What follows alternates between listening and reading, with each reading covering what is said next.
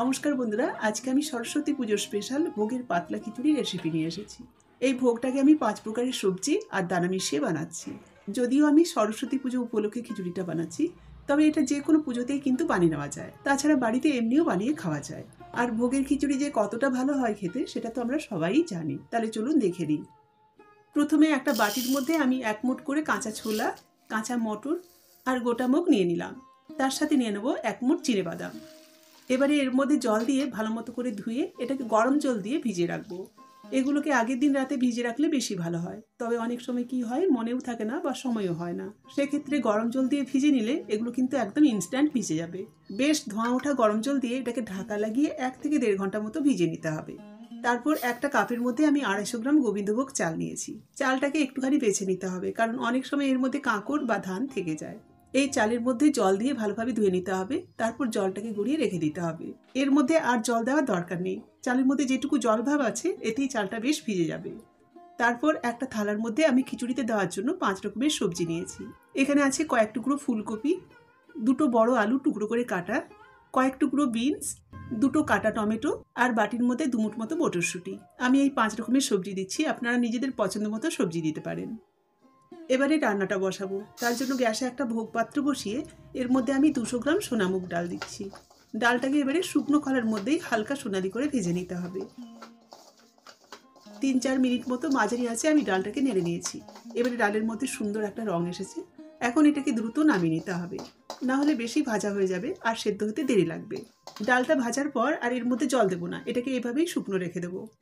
তারপর ওই পাত্রের মধ্যেই আমি বেশ খানিকটা সর্ষে তেল দিয়ে দিচ্ছি। আমি ভোগটা সর্ষে তেলে বানাচ্ছি, আপনারা চাইলে সাদা তেল বা ঘি দিয়েও বানাতে পারেন। তেলটা গরম হলে এর মধ্যে আমি নুন হলুদ মেখে রাখা আলু, ফুলকপি আর বিনসগুলো দিয়ে ভেজে নেব। আলুগুলোকে প্রথমে একটুখানি নেড়ে নিতে হবে। এর মধ্যে যখন হালকা রং আসবে তখন ফুলকপি আর বিনসটাও দিয়ে দেবো।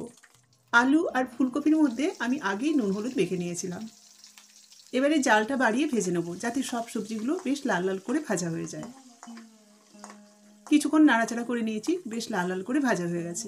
এবার তেল ঝরিয়ে সব সবজিগুলোকে তুলে নিতে হবে। এই যে এভাবে আমি সবজিগুলোকে ভেজেছি। সবজি তুলে নেওয়ার পর ওই তেলের মধ্যে আমি 2 টেবিল চামচ মতো ঘি দিয়ে দিচ্ছি। তারপর এর মধ্যে 1 মুঠ মতো কুচানো নারকেল দিয়ে ভেজে নেব। নারকেলটাকে বেশ হালকা করে ভাজতে হবে। কিছুক্ষণ নাড়াচাড়া করার পর এর মধ্যে 1 মুঠ মতো কাজু দিয়ে দিলাম। কয়েকটা কাজুকে আমি মাঝখান থেকে খুলে রেখেছিলাম, সেটা দিয়ে দিলাম। দিয়ে আরেকটুখানি ভেজে নেব, তারপর তেল থেকে তুলে নেব। এই ভোগের মধ্যে আমি চিনেবাদামও দেবো, সেজন্য বাদামটাকে আমি আগেই জলে ভিজিয়ে রেখেছি। আপনারা চাইলে তেলে ভেজেও নিতে পারেন, তবে কাঁচা বাদাম দিলে ভোগটা খেতে কিন্তু বেশ ভালো লাগে। এবারে তেলের মধ্যে আমি দিয়ে দিচ্ছি তেজপাতা, শুকনো লঙ্কা আর 1/2 চা চামচ গোটা জিরে ফোড়ন। ফোড়নটাকে জাল কমিয়ে তেলের মধ্যে একটুখানি নাড়াচাড়া করে নিতে হবে। কিছুক্ষণ নাড়াচাড়া করার পর এবার আমি এর মধ্যে দিয়ে দেবো আদা আর কাঁচা লঙ্কা বাটা।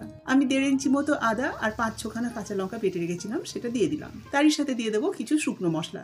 প্রথমে দিয়ে দিচ্ছি 1 চা চামচ মতো শুকনো লঙ্কা গুঁড়ো আর 1.5 চা চামচ মতো জিরে গুঁড়ো। দিয়ে মশলাগুলোকে তেলের মধ্যে খানিকক্ষণ নেড়ে নিতে হবে, খুব বেশি না, 1-1.5 মিনিট মতো নেড়ে নিতে হবে। তারপর এর মধ্যে দিয়ে দেবো ধুয়ে রাখা গোবিন্দভোগ চাল আর ভাজা মুগ ডাল। দিয়ে চাল ডালকে মশলার সাথে কিছুক্ষণ কষিয়ে নেব, তবে খুব বেশি কিন্তু কষানো যাবে না, তাহলে চাল ভাজা ভাজা হয়ে যাবে আর সেদ্ধ হতে দেরি লাগবে। প্রায় 1.5-2 মিনিট মতো এটাকে নাড়াচাড়া করে নিতে হবে। যখন চাল ডাল বেশ হালকা হয়ে আসবে তখন আমি এর মধ্যে পরিমাণ মতো জল দেব। খিচুড়িটা বেশ পাতলা করে হবে, সেই হিসেবে জলটা দিতে হবে।